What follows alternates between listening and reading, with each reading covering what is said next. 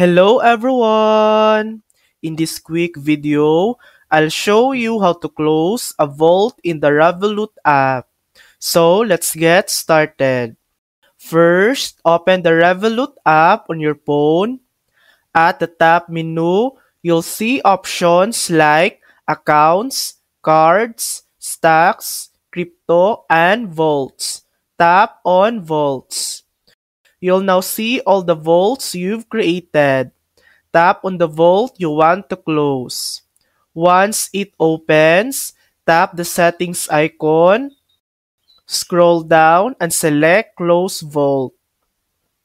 Tap Confirm to close it.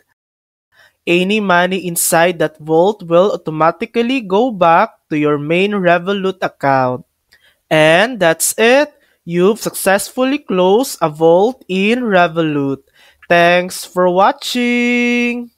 If this video helped you, please like and subscribe for more helpful tutorials.